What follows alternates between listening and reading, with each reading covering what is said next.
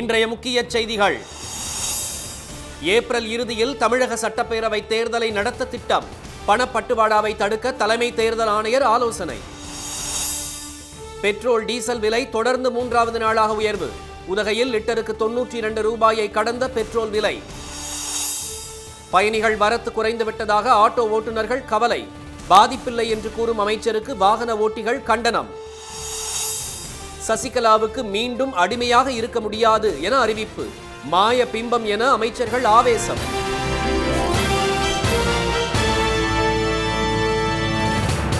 வணக்கம். வணக்கம். தமிழக சட்டப்பேரவைக்கு ஏப்ரல் மாத இறுதியில் தேர்தல் நடத்த தேர்தல் ஆணையம் திட்டமிட்டுள்ளது.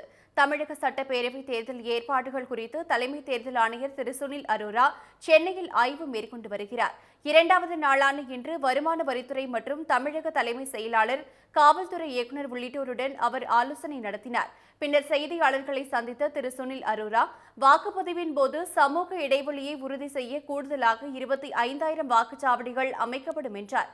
பணப்பட்டுவாடாவை தவிர்க்க தமிழக அரசு மேற்கொண்ட நடவடிக்கை போதுமானதாக இல்லை என்ற அவர், தேர்தல் பாதுகாப்பு பணியில் மத்திய படைகள் ஈடுபடுத்தப்படும் என்று தெரிவித்துள்ளார்.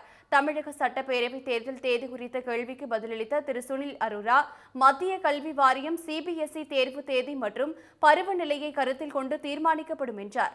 The exams, he had 4 or 5 meetings with the chairman of Central Board of Education and gave him our feedback on the dates, etc., which to a large extent were accommodated. Secondly, we also know Tamil Nadu has warm in April, so is Rajasthan, so is Madhya Pradesh, so is the entire North India, you see, and we keep in view the sensitivities of, for example, Bihu. சட்டப்பேரவை தேர்தலின் போது வாக்குப்பதிவு நேரம் 1 மணி நேரம் அதிகரிக்கப்படும் என்று அவர் தெரிவித்தார். தமிழகத்தில் ஒரே கட்டமாக வாக்குப்பதிவு நடத்த வேண்டும் என்ற அரசியல் கட்சிகளின் கோரிக்கை குறித்து பரிசீலிக்கப்படும் என்று திரு சுனில் அரோரா கூறினார். சட்டப்பேரவை தேர்தலுடன் கன்னியாகுமரி மக்களவை தொகுதிக்கும் இடைத்தேர்தல் நடத்தப்படும் என்றும் அவர் தெரிவித்தார்.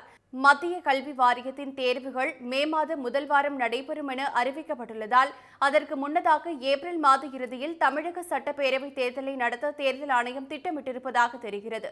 பெட்ரோல் விலை 3வது நாளாக தொடர்ந்து ஏறுமுகமாக உள்ள நிலையில் தமிழகத்தில் உதகையில் லிட்டர் 92 ரூபாயை கடந்துள்ளது. கடந்த சில நாட்களாக பெட்ரோல் டீசல் விலைகள் படிப்படியாக உயர்த்தப்பட்டு தினமும் புதிய உச்சத்தை எட்டி வருகின்றன. சென்னையில் இன்றும் பெட்ரோல் விலை லிட்டருக்கு 26 காசுகள் உயர்ந்து 90 ரூபாய் 17 காசுகளாகவும், டீசல் விலை லிட்டருக்கு 83 ரூபாய் 18 காசுகளாகவும் உள்ளது. தமிழகத்திலேயே அதிகபட்சமாக உதகையில் பெட்ரோல் லிட்டர் 92 ரூபாய் 8 காசுகளுக்கு விற்பனை செய்யப்படுகிறது. தொடர்ந்து பெட்ரோல் விலை அதிகரித்து வருவதால் வாகன ஓட்டிகள் அதிர்ச்சி அடைந்துள்ளனர். விலை உயர்வால் எந்த பாதிப்பும் இல்லை என்று அமைச்சர்கள் கூறுவதற்கு அவர்கள் கண்டனம் தெரிவித்தனர். நார்மல் ஒரு சராசரி மனிதனா ஒரு 2 வீலர்லையோ கார்லேயோ வந்து ஒரு நாளைக்கு எவ்வளோ சம்பாதிக்கிறாரு, அந்த சம்பாதியத்தை வச்சு எவ்வளோ பெட்ரோல் அடிக்கிறாரு அப்படிங்கிற அந்த மனிதர்கள் கூட வழி அப்போ தான் அவருக்கு தெரியும். சும்மா வெளியில் பார்த்துட்டு நான் பெரிய பந்தாவாக போய்கிட்டு நானே காரில் நாளைக்கு போய்கிட்டு ஒரு நல்ல பவரில் வந்து எனக்கு கோடிக்கெல்லாம் பணம் வச்சு நான் அப்படி தான் சொல்லுவேன். இதில் ஒரு பெரிய பாதிப்பு இல்லைன்னு தான் சொல்லுவேன். ஸோ இதெல்லாம் ரொம்ப கண்டிக்கத்தக்குதுங்க. பாருங்கள், இன்னும் நீங்கள் ஒன்றும் வேண்டாம், இன்னும் 1 மந்த்துக்குள்ளே பாருங்கள், ஒரு 15-20 நாளைக்கு 100 ரூபா கிராஸ் ஆகிடும். மலை மாவட்டங்களுக்கு நிகராக கடலூரில் அதிக விலைக்கு பெட்ரோல் விற்பனை செய்யப்படுவதாக பகுதி மக்கள் குற்றம் சாட்டினர். அங்கு பெட்ரோல் லிட்டர் 91 ரூபாய் 98 காசுகளுக்கு விற்பனை செய்யப்பட்டது. தருமபுரி, அரியலூர், நாகர்கோயில், நாகப்பட்டினம், ராமநாதபுரம், தேனி, திருவண்ணாமலை, திருவாரூர், விழுப்புரம், வேலூர் பகுதிகளிலும் பெட்ரோல் விலை 92 ரூபாயை நெருங்கியுள்ளது. பெட்ரோல் டீசல் விலை உயர்த்தப்படுவதால் அத்தியாவசிய பொருட்கள் விலை உயரும் என்ற அச்சம் பொதுமக்களிடம் எழுந்துள்ளது. வெளியில இருந்து வர சரக்கெல்லாம் வெளியில இருந்து தானே வரும். அப்போ அவங்களாம் பெட்ரோல் போட்டு தானே எடுத்துட்டு வரணும். அப்போ அதெல்லாம் கூடும் இல்லைங்களா? அத்தியாவசிய செலவு தானே, இதெல்லாம் அடிப்படை தேவை தானே. அடிப்படை தேவையிலேயே இப்படி அதிகமாக இருக்கும்போது பாதிக்கப்படுறது எங்களை மாதிரி மிடில் கிளாஸ் ஃபேமிலி தான். 1 லிட்டர் பெட்ரோலுடன் ஆயிலும் சேர்த்து போடும்போது 110 ரூபாயை கடந்து விடுவதாக கூறும் ஆட்டோ ஓட்டுநர்கள் பயணிகளிடம் கூடுதல் பணம் கேட்க முடியாத நிலை உள்ளதாக தெரிவித்தனர். விலை ஏற்றத்தினால் ஏற்பட்டுள்ள அச்சம் காரணமாக பயணிகள் வருகையும் குறைந்துள்ளதாக அவர்கள் கூறினர். மத்திய மாநில அரசுகள் வரிகளை குறைத்து பெட்ரோல் டீசல் விலை குறைப்புக்கு நடவடிக்கை எடுக்க வேண்டும் என்று பொதுமக்களும் வாகன ஓட்டிகளும் கோரிக்கை விடுத்துள்ளனர்.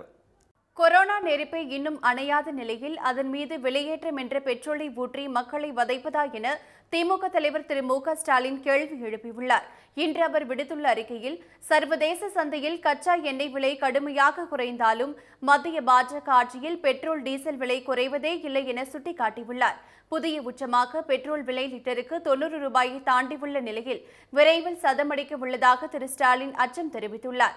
மத்திய மாநில அரசுகளின் கடுமையான வரி விதிப்பால் சென்னையில் 1 லிட்டர் பெட்ரோல் 90 ரூபாய் 18 காசுகளுக்கும் 1 லிட்டர் டீசல் 83 ரூபாய் 18 காசுகளுக்கும் விற்கப்படுவதாக தெரிவித்துள்ள அவர், வணிகம் சார்ந்த அனைத்து துறைகளிலும் அது தாக்கத்தை ஏற்படுத்தும் போது விலைவாசி கடுமையாக ஏறும் என எச்சரித்துள்ளார்.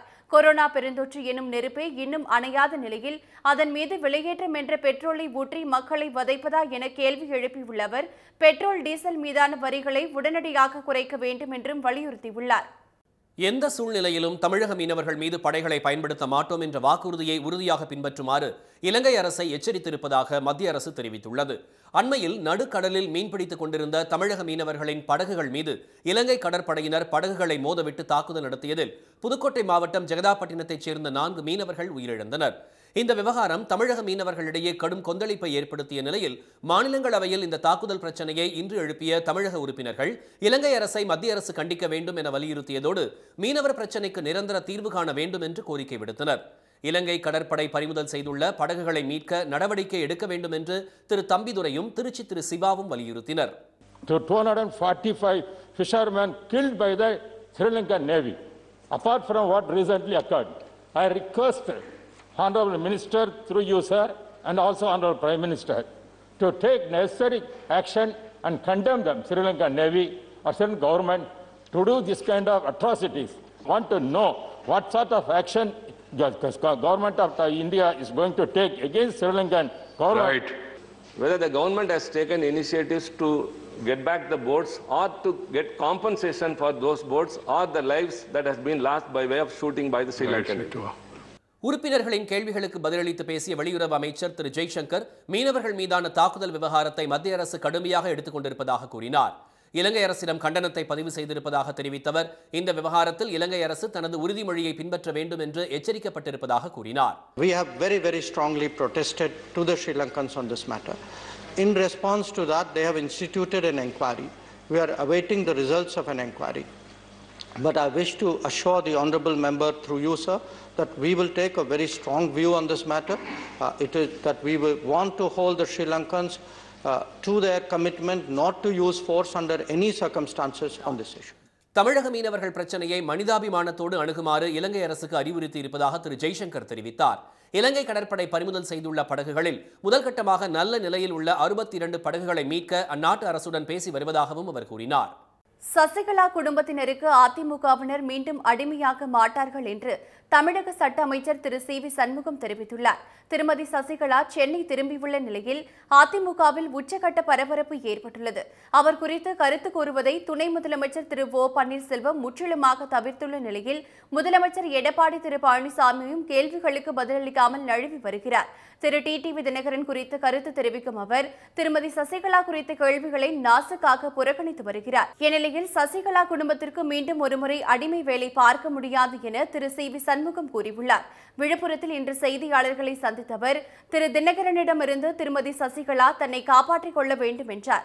எந்த காலத்திலும் எந்த நிலையிலும் எந்த சூழ்நிலையும் அனைத்து இந்திய அண்ணா திராவிட முன்னேற்ற கழகம் என்பது 1.5 கோடி தொண்டர்களோட உழைப்பில் ரத்தத்தில் உருவாக்கப்பட்டது. இந்த இயக்கம் எந்த காலத்திலும் இனி ஒரு காலத்திலே இந்த குடும்பத்திற்கு எந்த காலத்திலும் மீண்டும் ஒரு முறை அடிமையாக இருக்காது. திருமதி சசிகலாவுக்கு மக்கள் ஆதரவு இருப்பது போல மாயபிம்பம் உருவாக்கப்பட்டிருப்பதாக அமைச்சர் திரு ஜெயக்குமார் தெரிவித்துள்ளார். அதிமுக அலுவலகத்தில் செய்தியாளர்களை சந்தித்த அவர் கடல் வற்றி கருவாடு சாப்பிட நினைத்த கொக்கின் கதைதான் ஞாபகத்திற்கு வருவதாக கூறினார். கடல் வற்றி கருவாடு சாப்பிட நினைத்த கொக்கு குடல் வத்தி சத்துதான். அந்த மாதிரி தான் அமமுக நிலையம், திருமதி சசிகலா நிலைமையா, அதே போல திரு டிடிவி தினகரன் நிலையம். திருமதி சசிகலாவின் சொத்துக்கள் முடக்கப்படுவது தொடர்பான கேள்விக்கு பதிலளிக்காமல் அமைச்சர் திரு ராஜேந்திர பாலாஜி கும்பிடு போட்டு நழுவிய நிலையில் அமைச்சர் திரு ஓ எஸ் மணியனோ மத்திய அரசுதான் சொத்துக்களை முடக்குவதாக கூறி அதிர வைத்தார். சசிகலாவின் சொத்துக்கள் முடக்கிறது மத்திய அரசு எடுத்திருக்கக்கூடிய நடவடிக்கை நீதிமன்ற நடவடிக்கைக்கு கட்டுப்பட்டது. ஆணைகள் பிறப்பிக்கப்பட்டிருக்கிறது. அதிகாரிகள் அதற்கான பணிகளை செய்கிறார்கள். இதில் அரசியல் எதுவும் கிடையாது. திருமதி சசிகலா குறித்து அமைச்சர்கள் ஆளுக்கு ஒரு விதமாக கருத்து கூறி வருவது அவர்களிடையே இந்த விஷயத்தில் ஒருமித்த கருத்து இல்லை என்பதையே உணர்த்துவதாக அரசியல் பார்வையாளர்கள் தெரிவித்துள்ளனர். மும்பையைச் சேர்ந்த 5 மாத குழந்தையின் அபூர்வ வகை நரம்பியல் நோயை குணப்படுத்த 16 கோடி ரூபாய் மதிப்புள்ள மருந்து இறக்குமதி செய்யப்பட உள்ளது. பொறியாளர் மிகிர் காமத் பிரியங்கா தம்பதிக்கு கடந்த ஆகஸ்ட் மாதம் அழகான பெண் குழந்தை பிறந்தது. எந்த குறையும் இல்லாமல் 3 கிலோ எடையுடன் தளிர் மலராய் தொட்டிலை அலங்கரித்த தங்கள் குழந்தைக்கு டீரா என பெயர் சூட்டினர். ஆனால் 3 வாரத்தில் பால் குடிக்க முடியாமல் குழந்தை தவித்ததோடு இரைச்சலுடன் மூச்சை வெளியேற்ற பரிசோதனையில் அபூர்வ வகை நரம்பியல் நோய் பாதித்திருந்தது தெரிய வந்தது. உடலின் நரம்பியல் மண்டலம் படிப்படியாக செயலிழந்து தசை அசைவுகளும் முடங்கும் என நிபுணர்கள் எச்சரிக்க அதிர்ந்து போனார்கள் அந்த இளம் பெற்றோர். குழந்தையின் மரபணுவிலேயே மாற்றத்தை ஏற்படுத்தி குணப்படுத்தும் மருந்து அமெரிக்காவில் இருப்பதும் அதை வரவழைக்க 16 கோடி ரூபாய் தேவைப்படும் என்றும் சொல்லப்பட பிள்ளைக்காக துடித்தவர்கள் துவண்டு போனார்கள். டீராவின் உயிரை காப்பாற்றிவிட முடியாதா என்ற ஏக்கத்துடன் அவளது கண்ணீர் கதையை டீரா ஃபைட்ஸ் SMA என்ற தலைப்பில் சமூக வலைதளங்களில் அவர்கள் பகிர ஓடி வந்தன பல்லாயிரக்கணக்கான உதவும் கரங்கள். 5 நாட்களில் 72 லட்சம் ரூபாய் திரள அடுத்தடுத்து குவிந்த நிதி 12 கோடி ரூபாயை விரைவில் எட்டியது.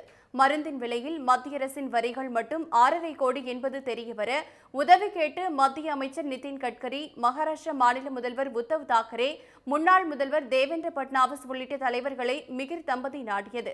ஜீவ மரண போராட்டம் நடத்தும் குழந்தை டீராவை பற்றிய தகவல் மத்திய அரசை எட்டியதும் வரி விலக்கு அளிக்க பிரதமர் திரு மோடி உத்தரவிட்டார்.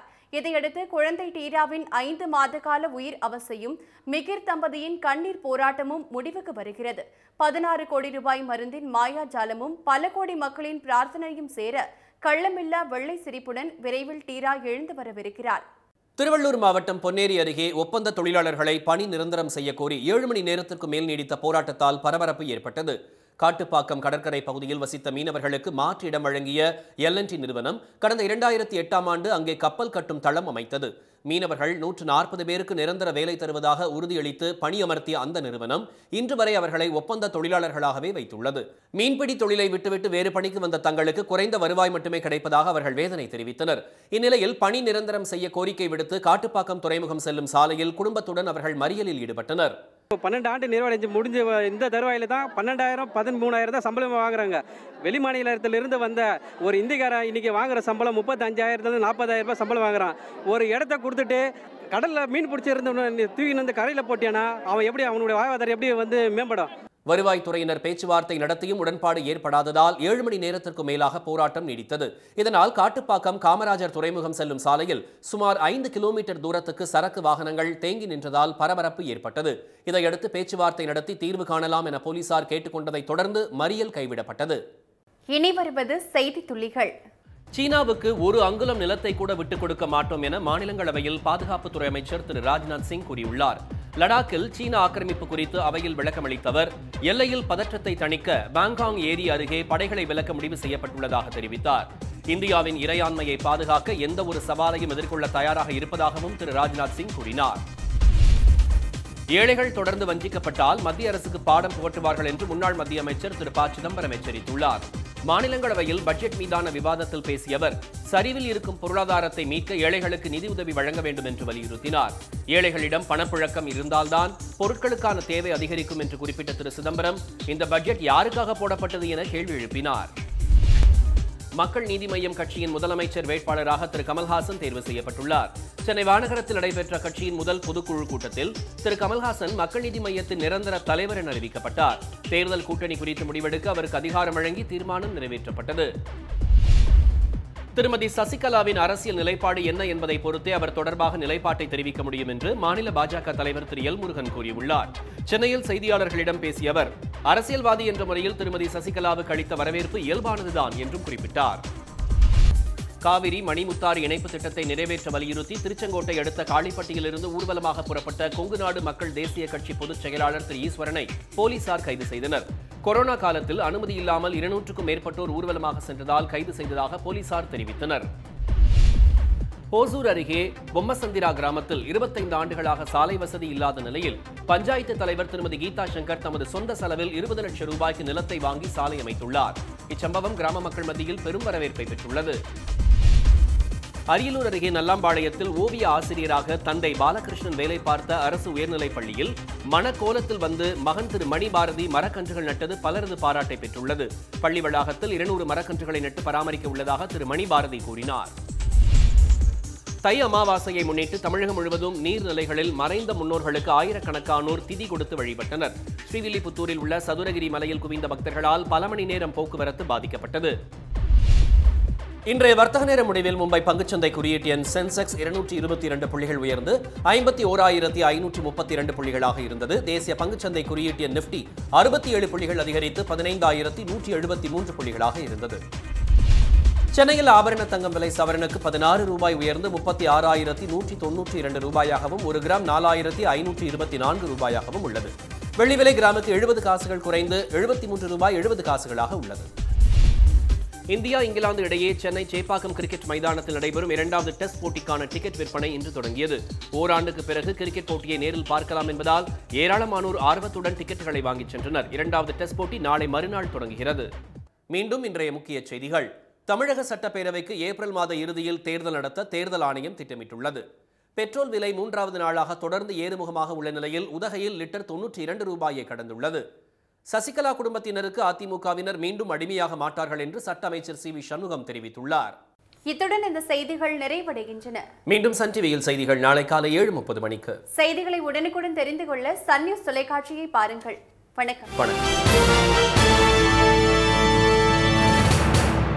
உடனுக்குடன் செய்திகளை தெரிந்து கொள்ள சன் நியூஸ் பெல் ஐகானை கிளிக் பண்ணுங்க.